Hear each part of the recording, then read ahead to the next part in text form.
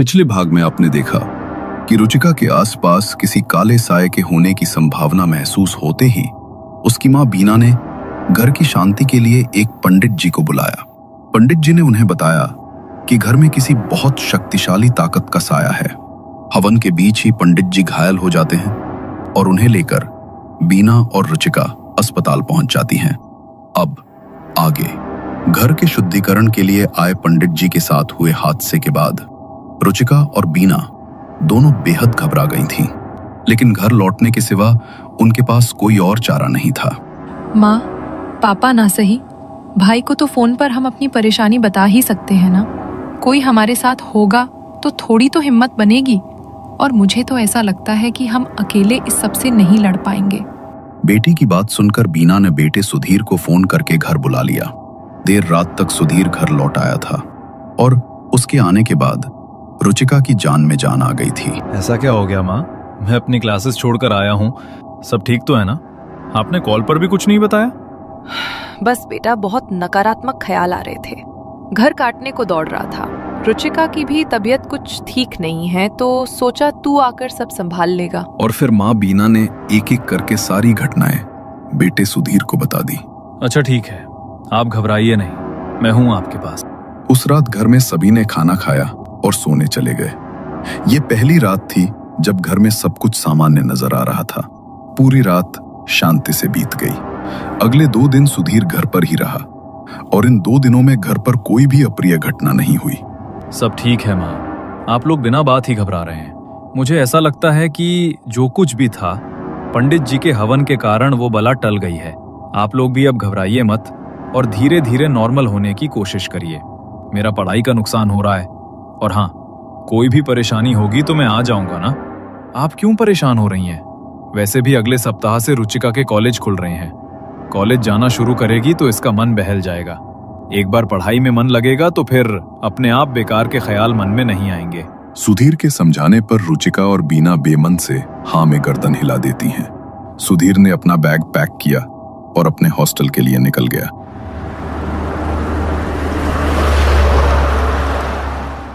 भैया ठीक कह रहे थे माँ, आखिर कब तक उन्हीं बातों को पकड़कर बैठे रहेंगे।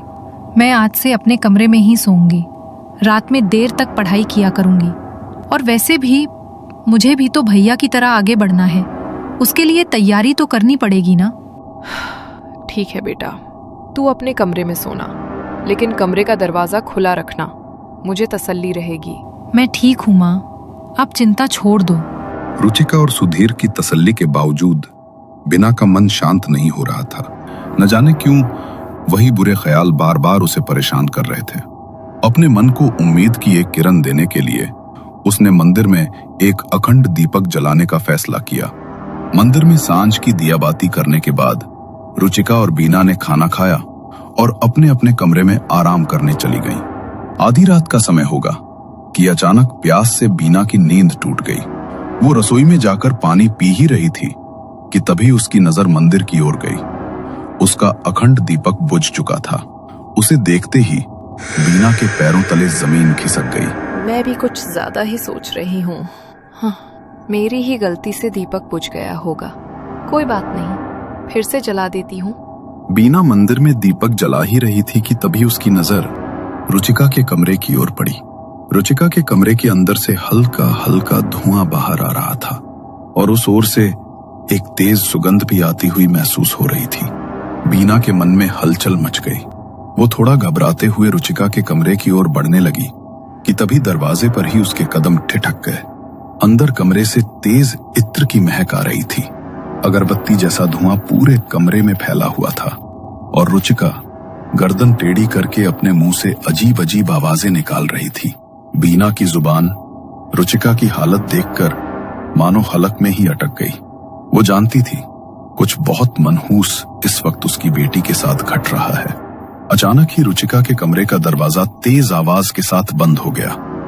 बीना कई बार रुचिका का दरवाजा खटखटाती है। रुचिका, बेटा, क्या हो रहा है अंदर? दरवाजा खोल बेटा। रुचिका। बीना के बार बार पुकारने पर भी उसे कोई जवाब नहीं मिला। सिर्फ रुचिका के सिसकने की आवाजें सुनाई दे रही थीं। थक कर बीना कुछ दूरी पर रखे सोफे पर बैठ जाती है और अपना सिर पकड़कर रोने लगती है। कुछ देर बाद दरवाजा खुलता है और रुचिका बेसुध सी घर का दरवाजा खोलकर मजार की ओर निकल जाती है। हे भगवान, इतनी रात को ये कहाँ जा रही है? बीना भी दौड़कर रुचिका के पीछे पीछे मजार पर पहुंचती है। वहां उसे रुचिका जमीन पर गिरी हुई दिखाई देती है। किसी तरह बीना रुचिका को घर लेकर आती है और उसके कमरे में लिटा देती है। इसका मतलब वो काला साया अभी भी इस घर को छोड़कर गया नहीं है। बस बहुत हो गया। आज ही मैं रुचिका के पापा को सारी बातें बताकर ये घर खाली करने को कहती हूँ। बहुत बड़ी गलती कर दी जो हम लोग इस घर में रहने आ गए। मनहूस है ये घर और वो मजार भी। कुछ देर तक रुचिका के सिरहाने बैठने के बाद अब बीना की पलकें नींद से भारी होने लगी। अगली सुबह जब रुचिका की नींद खुली, उसका पूरा शरीर दर्द से टूट रहा था। लेकिन इस समय वो सबसे ज्यादा इस बात के लिए परेशान थी कि उसकी माँ अभी तक नींद से नहीं जागी थी। माँ, तुम मेरे कमरे में कब आई? तुम तो रात को अपने कमरे में सोई थी ना? और इतनी देर हो गई, अभी तक तुम्हारी नींद नहीं खुली? रुचिका अपनी माँ को जगाने की कोशिश कर रही थी, लेकिन बीना के शरीर में कोई हलचल नहीं थी। माँ, क्या हुआ? कुछ बोलो ना। रुचिका ने कई बार माँ को हिलाने की कोशिश की, लेकिन माँ आंखें खोलकर बस रुचिका को एकटक देख रही थी। अपनी जगह से 1 इंच भी हिल पाने की ताकत उनके अंदर नहीं बची थी। बीना ने बोलने की कोशिश की तो उनका मुंह टेढ़ा हो गया और उनके मुंह से लार गिरने लगी। ये क्या हो गया माँ? रात तक तो आप बिल्कुल ठीक थी, अभी क्या हुआ? अब मैं क्या करूं? कहाँ जाऊं? रुचिका अपने भाई को फोन मिलाती है और उसे माँ की हालत के बारे में बताती है। तू घबरा मत, पहले अस्पताल में फोन करके एक एम्बुलेंस बुला ले। मैं भी घर आ रहा हूँ, माँ को अस्पताल ले जाएंगे, सब ठीक हो जाएगा। रुचिका जल्दी ही माँ को अस्पताल लेकर जाती है, जहाँ डॉक्टर उसे बताते हैं कि उसकी माँ को लकवा मार गया है और उनके ठीक होने की संभावना लगभग ना के बराबर है। पूरे 2 दिन अस्पताल में बिताने के बाद दुखी मन से रुचिका और सुधीर माँ को घर ले आते हैं। बस बहुत हो गया भैया, आखिर कब तक हम सब कुछ देखकर भी अनजान बने रहेंगे? मुझे लगता है कि अब समय आ गया है कि हमें पापा को सब कुछ बता देना चाहिए। जो कुछ भी हो रहा है ना, इस मनहूस घर की वजह से ही हो रहा है। हमें ये घर जल्द से जल्द खाली कर देना चाहिए। अरे पागल, डॉक्टर ने बताया ना, माँ को लकवा हो गया है और बीमारी तो किसी को भी हो सकती है ना, इसमें घर का क्या दोष है? आप समझ क्यों नहीं रहे हैं भैया? ये सब जैसा आप समझ रहे हैं ना, वैसा है नहीं। अच्छा ठीक है, पापा को फोन तो करना ही पड़ेगा।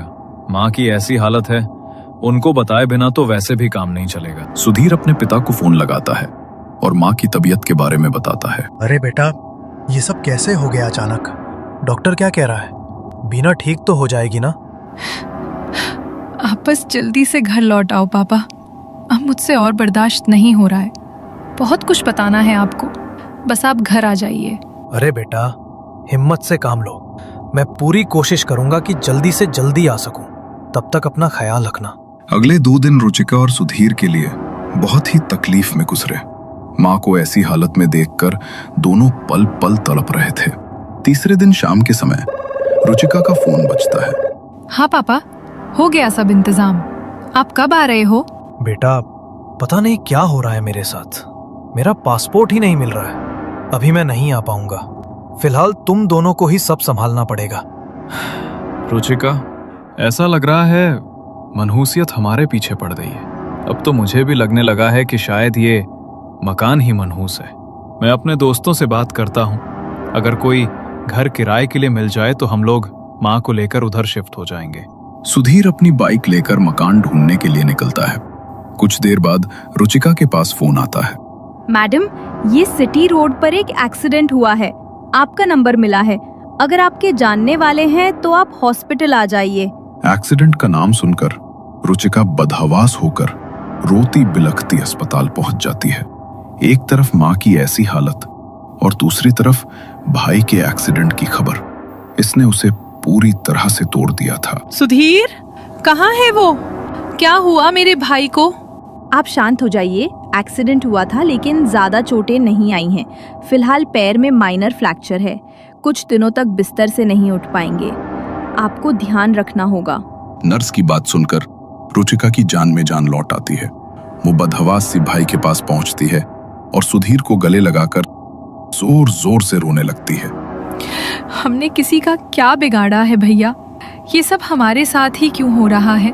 घबरा मत, मैं ठीक हूँ। चल घर चल, माँ अकेली होगी। मैं सपोर्ट से थोड़ा हिलने डुलने की कोशिश कर लूंगा, तू परेशान मत हो। किसी तरह हिम्मत करके रुचिका सुधीर को लेकर घर लौटती है और भाई का बिस्तर भी माँ के ही कमरे में लगा देती है।